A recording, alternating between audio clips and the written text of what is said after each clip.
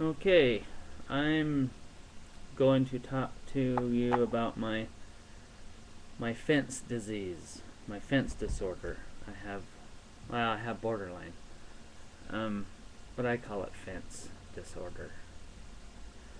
Um, anyway, I wrote down some notes.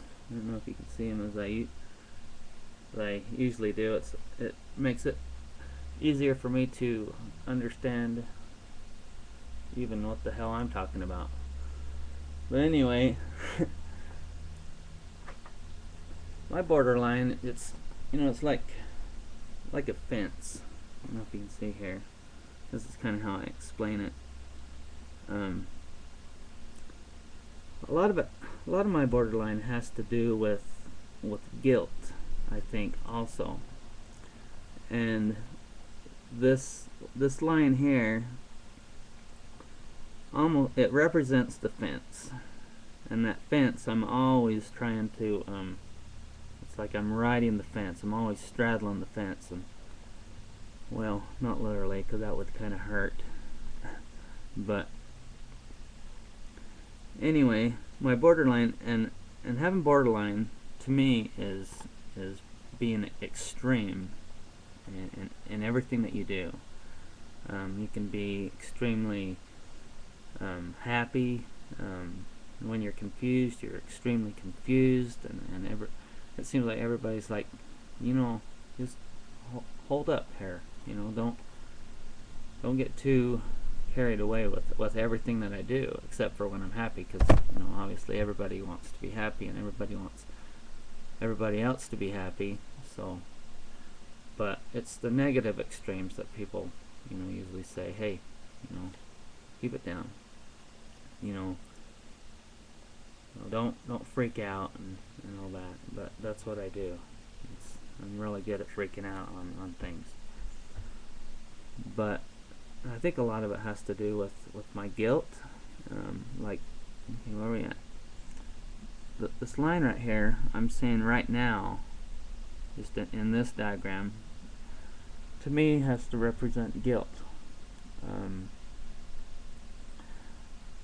If, let's say you're feeling one way and you want to do something, but somebody else wants you, ask you if you want to do something else, I start straddling that fence and I don't know really what to do, and that's when I get angry. My guilt a lot of times makes me angry, and I've been told, just before, do what you want to do. Do the things that you want to do. As long as they're healthy things to do, and you're not hurting yourself or others. And so that's really helped as far as not feeling guilty and being able to do what I want to do. I don't know if any of this is making sense, but I'm trying. I tend to find myself, going on this side of the fence and then over here, and then as I start to get over into this other area of extremity, before I get over there, I always have that feeling of guilt, and that's right where that fence line is. And I kind of go back and forth. I'll feel really good over here, and when I come over here, start feeling bad. There's always that feeling of guilt that always seems to take place before I get over it and over into whatever else this side would represent at the time.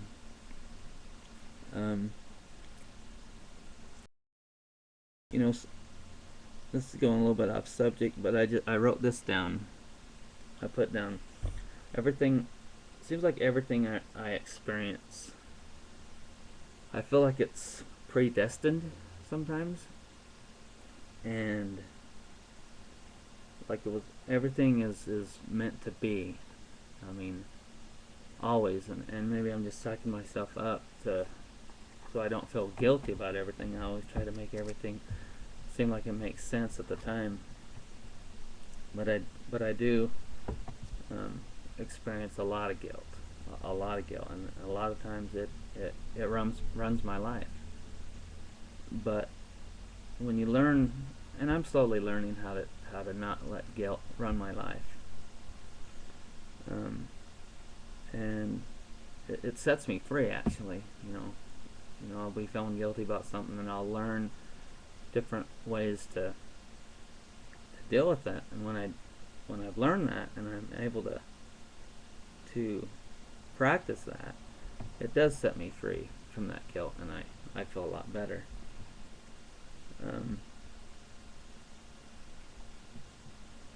I don't know if this makes any sense, but I wrote this down too.